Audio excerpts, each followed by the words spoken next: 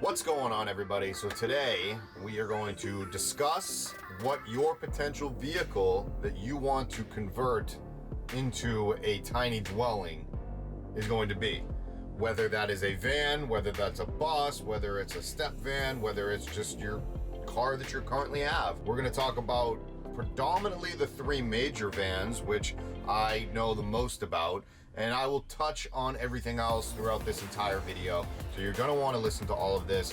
Here we go. If you guys are new to my channel, consider subscribing. Well, actually, really, like a big percentage of people that watch my videos actually are not subscribed, so I'd appreciate if you subscribe. It's not a big deal, right? Also hit that like button and blah, blah, blah, all that good stuff. I live in my van that I call Ghost. It is a 2019 Mercedes Sprinter. It's the 144 wheelbase, and this is my second van, and I've been doing this lifestyle for about 3 years now, and my first van was a Ram Promaster 2017. Both were brand new. We'll get into all of that as this video progresses. I literally just picked up a co-pilot, a van dog, Casper. He's sitting on the ground right in front of me. Very excited about my new van buddy, but he will make his appearance in probably my next vlog, which was my drive up the coast, you know, how I stealth parked all the way up the coast, etc. and so forth. So today is an extremely interesting video because I've been wanting to do this. I've actually tried recording it already once or twice before this, and it's very difficult because I feel like there's so much information, I cannot get everything out. So I'm going to try and get as much information that I have gathered over the last 3 years on what I think, not the best, but what is finding the best for you, because everybody is different. I have been to festivals and gatherings of that, and I've met a bunch of people where it doesn't matter what vehicle you're dwelling in as long as you're happy with what you've chosen. That's really the best way I can describe this. Some of us are forced into this lifestyle and some of us choose to go into this lifestyle. I think the greater percentage of us choosing to do this lifestyle is bigger than being forced into it, but there's still people that are being forced into it, and we will kind of touch on that a little bit as the video progresses. Before I get into vans, on which van is best suited for you, I am going to ask you a simple question of why. Why are you doing this? Are you doing it because you don't like rent? Are you doing it because you want freedom? Are you doing it because you want to travel? Are you doing this because you already have an apartment or house and you want a van or vehicle to adventure in, or something along those lines? So ask yourself why. Once you figure out your why, it's going to be a lot easier. I'll give you examples, and obviously the examples I'm going to be giving are mostly about me. For me, my first van, I knew I was going to be in a city, Los Angeles, predominantly 90 to 95% of the time. I knew I was going to be there. I had jobs there. I wasn't working remotely just yet. I knew I needed a van or an apartment, and I knew I was going to find stealth parking, and that was my plan. That's what I wanted to do. I built my van specifically for that. I didn't put windows on my van, my first van. That's all design, and we'll kind of get into that. I plan on doing more videos like this, explaining on the progress on why we do certain things. The biggest thing, again, is going to be, why are you doing this? I wanted to stealth out. I wanted to blend in with my surroundings, so I went with a Promaster, and I also went with Promaster because of money. Again, I will get into the vans later on in the video, and it'll probably be the last thing I do in the video, but right now I just wanted to talk about why we're choosing what we're going to be choosing for a vehicle. Go over some other vehicles that you are possibly considering or that you're thinking about. I have my notes and a list right here for everybody. Box truck is really rad. I think it's cool. I would like to do one myself. I actually had this idea way back when I did my first van. I wanted to build like a rolling studio, almost like a sound stage, and I wanted to actually double it as a sound like booth, because I have a bunch of friends in music, and I wanted to also make almost like a rolling stand-up comedy stage, because I'm a stand-up comedian. So I wanted to do almost street comedy as well as having a rolling soundstage. I think it would be super cool to outfit it that way. It would have to have a crap ton of solar power or battery power because it would be a lot of equipment and things like that. But I wanted to make it almost like a rolling studio slash also bed area, sleeping area, as well as comedy. A box truck is perfect for that. Box trucks are the U-Haul trucks, or in Los Angeles, which I spent the last 10 years of my life, they have the box trucks that are for film and TV equipment, and they are so massive, so nice. In regards to buying one, I don't know the specifications of how to go about buying a box truck. We'll get into new and used in a little bit. I don't know all that on how to do it. If you want to go new or you want to go used, I'm sure you can find dealers that have box trucks or something along those lines. I don't really know, so you're gonna have to do your own research on how to find a box truck. I would assume most of them are used. I don't know if you can buy a new one unless you have a commercial license. I don't know. I would assume also that companies like a U-Haul or other moving companies, they probably decommission the trucks after a certain amount of time. So you may want to look into that as well. Stealth-wise, I don't think they're that stealthy. They're big box trucks. They blend in industrial areas, which will also get me into my next vehicle, which would be a step van. Step vans, I think, are phenomenal. I like them as well. Again, with the box truck and the step vans, they are extremely boxy. So they're a lot easier to build in. You can put in foam board, you can do spray foam, you can do a lot of things when it comes to insulation, and as well as building up the walls or building the ceiling. You don't have any curves to deal with. You have no scribing. It's so much easier to build inside of a box truck or a step van. Step vans are cool. The step vans are like the old delivery vehicles, DHL, FedEx, UPS, USPS. The step vans are really cool. They're low to the ground.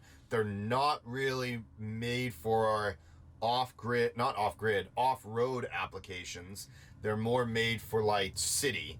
So if you want to blend in an industrial city or industrial area part of the city, stealthing out in a step van, you'd have to find that industrial area to do that. But I think a step van is a cool option. Then you have truck campers, definitely not stealth, but they're still, they're really cool. It's also hard for you to access the truck camper from the cab, the driving portion of it, but there's ways to do that as well. Truck campers have been around for a long time. They put back on the back of a truck. Buses, they come in freaking all sizes, and I think you can make a really cool tiny house on wheels when it comes to a bus. Again, this goes back to what suits your needs. If you have a family of 4, you may want to look into a bus or a short bus. Although I know family of 4s that have lived in a van in this size that I'm in now with a family of 4, family of 3. It's very possible, so let's not rule out the vans. However, if you're looking to travel with a family, you work remotely, and you don't care about stealthiness, a bus may be the way to go. Again, this all comes down to your personal preference on what you want. Before I get into the vans, like I said I was going to, the last is cars. You can outfit a car to live out of. I saw somebody do a Honda Element, very simplest build. I've seen people live out of Toyota RAV4s, Toyota 4Runners, Toyota Priuses. I don't know why I just named 3 Toyotas.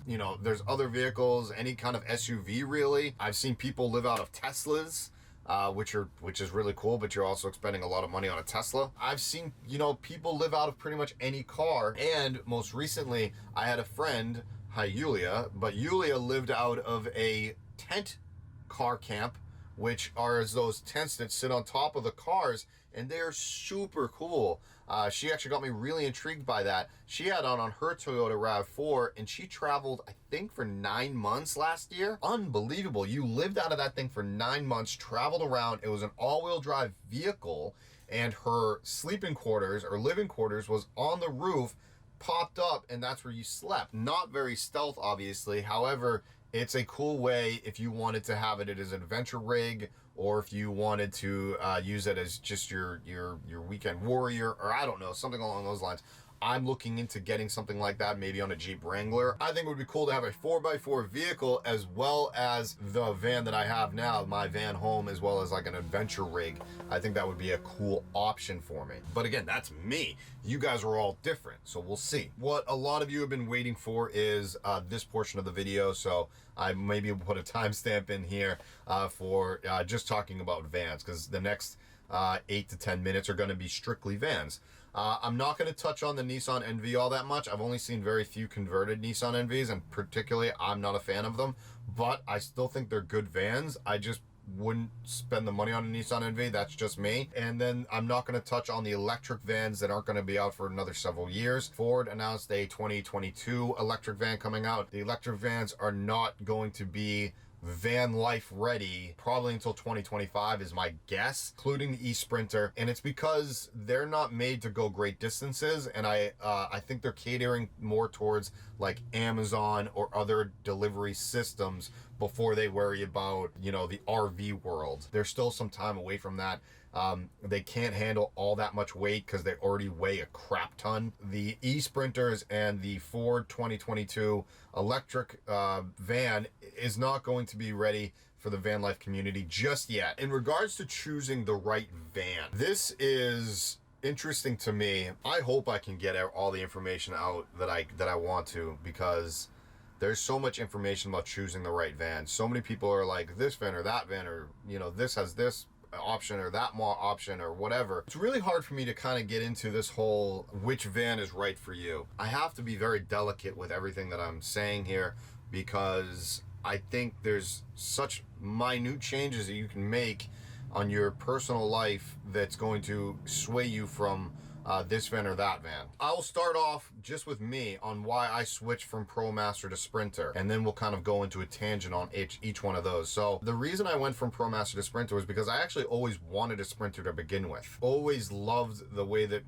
the Sprinters drove. I didn't really care so much between front wheel and rear wheel because the Sprinters are rear wheel and the Promasters are front wheel. I felt that the 144 wheelbase of a Sprinter was the perfect size for a van in regards to city dwelling. I also like the fact that the Sprinters are diesel.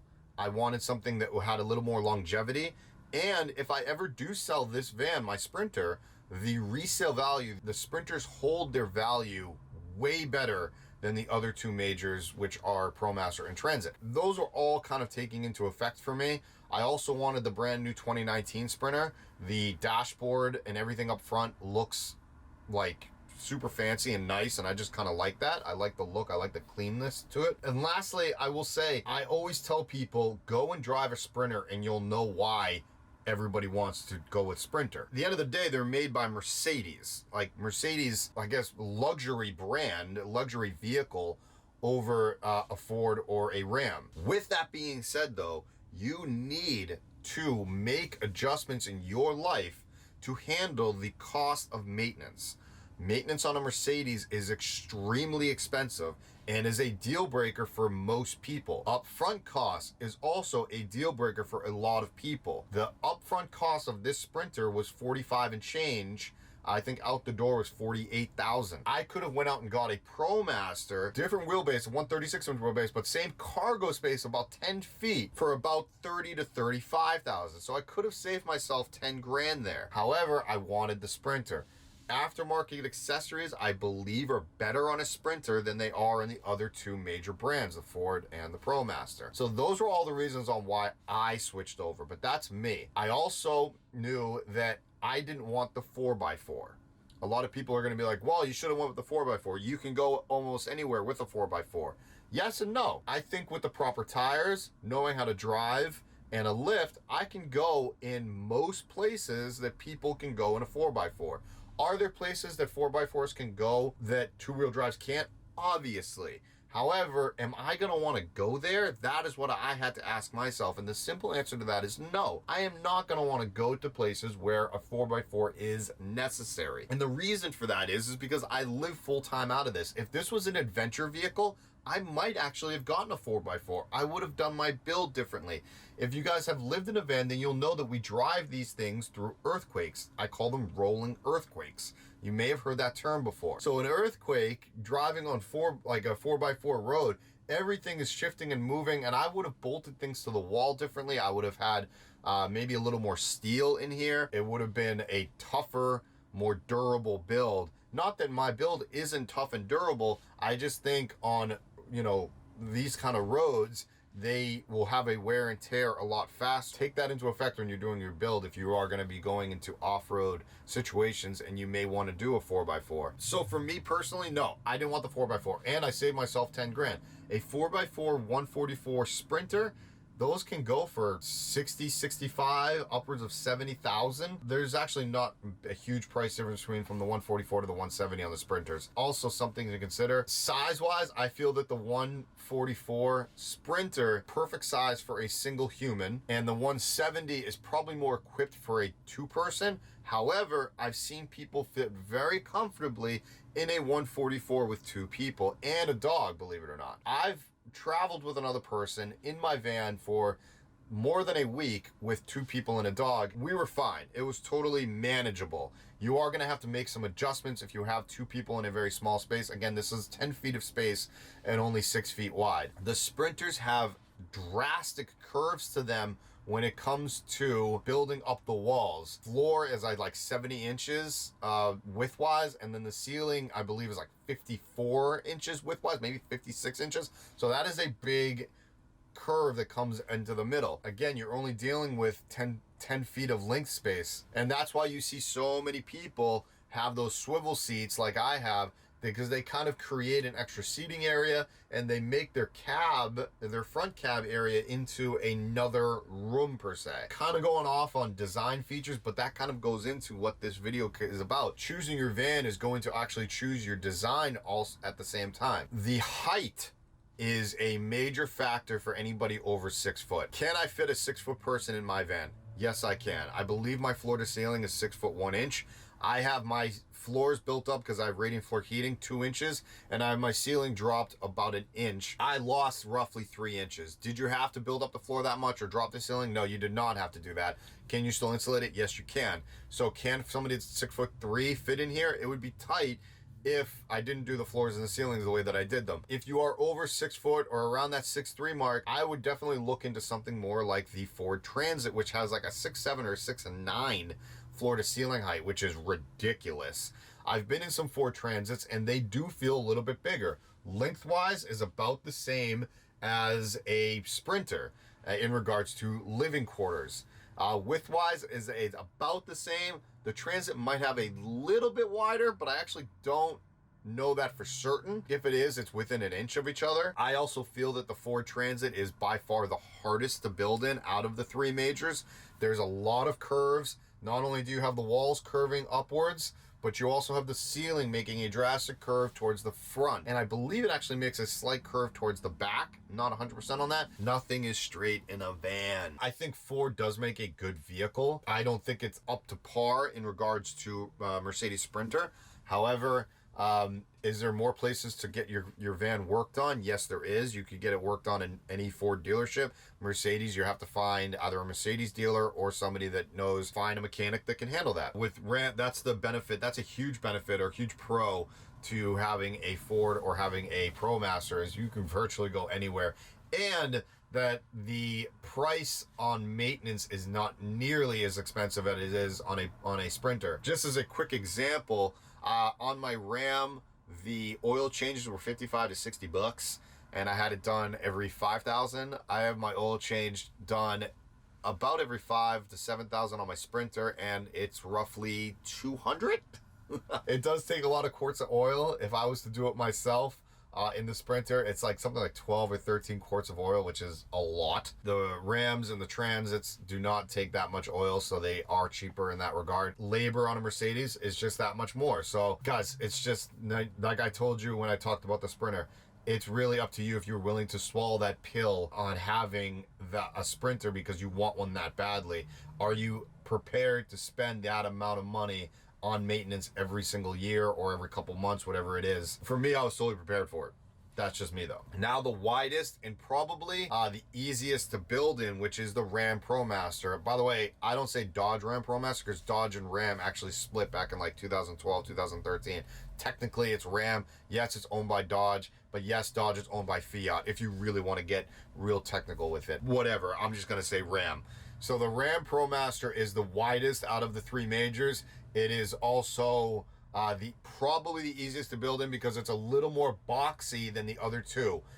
They don't have dramatic curves at the front, and the curves of the wall are very, very slight compared to the Transit and the Sprinters. The wheelbases are a little bit different on the Promasters. You have a 118 wheelbase, which is super small, but they don't come in a high roof. By the way, if you're getting a van, you're gonna want a high roof. If you don't want a high roof, then fine, but I'm just saying. So then there's also the 136 and the 159. The 136 is 10 feet of cargo, and the 159 is about 12 feet of cargo, and then the 159 extended is about 14 feet of cargo, give or take, maybe 13 and a half. I have some friends that actually have the 159 extended. I personally have the 159 standard, and I actually have a new friend, not a new friend, I have a friend that I've been friends with for a while, Marty. They just bought a 136, which is 10 feet of cargo. The 136 Promaster is almost equivalent to the same size-wise as to the smaller Transit, and then the smaller Sprinter. I think the Promasters are great. The pros of a Promaster is, I actually think this is a pro and a con, but front wheel drive, easier to build inside of. Again, pro and con is gas, depending on how you want to do at it, how you want to look at it, pro and con. That's why this video is so difficult, because a pro to somebody could be a con to somebody else, or that same person, you know what I mean? So, because for me, having a front wheel drive van was literally a pro and a con. I drove that van through a blizzard. But when you are places like Descend on Bend, which is where I was at last summer, and there's a lot of sand and a lot of dirt, there were 7 vans that got stuck that year. All of them were Promasters. Either they all didn't know how to drive, which I don't think is the case, or because you have so much weight in your rear, it lifted the front end just enough to not catch enough traction on the sand, and you started to spin, and once you're spinning, you're sinking in at that point. Can you get stuck in a Sprinter? Absolutely. I've actually heard plenty of people get stuck in Sprinters and in Transits. So if you have a 2-wheel drive vehicle, I highly suggest getting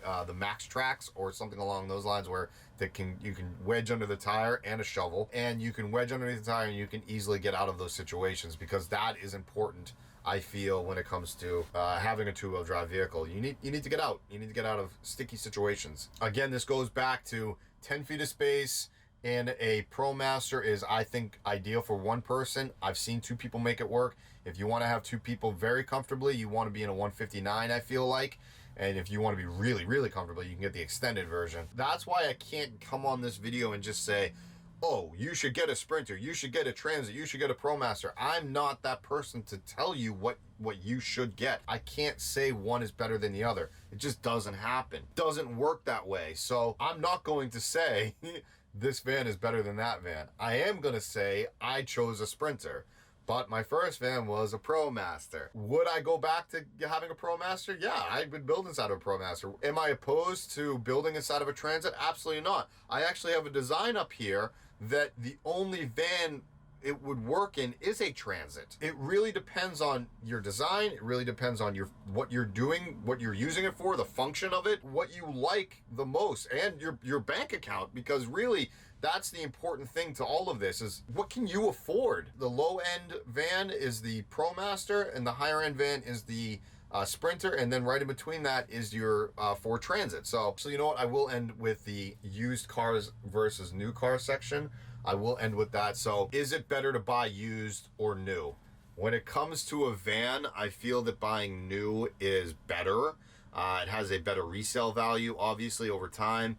And I personally do not want to play mechanic. So I felt buying a new model, I would get the longevity out of it. I am the sole owner of it. I don't know what's wrong with it beforehand. I'm the person that's responsible for its maintenance over time. Financing, by the way, I financed both of my vehicles, and I paid for the cash on the inside. That's how I afforded everything in here, was I paid cash for everything inside for the build portion. But that's just my take on new versus used. I've had some friends that have gotten some great used vehicles. I've had some friends that have gotten some crappy used vehicles. So, okay guys, I honestly know for a fact I didn't cover everything I wanted to cover. I don't know, maybe I'll do a follow-up on this. I wanted to get this information going. I wanted to kind of start the conversation, see where everybody's head was at. I wanted to do more of these informational type vlogs because I feel like I've been doing this a while. Am I an expert?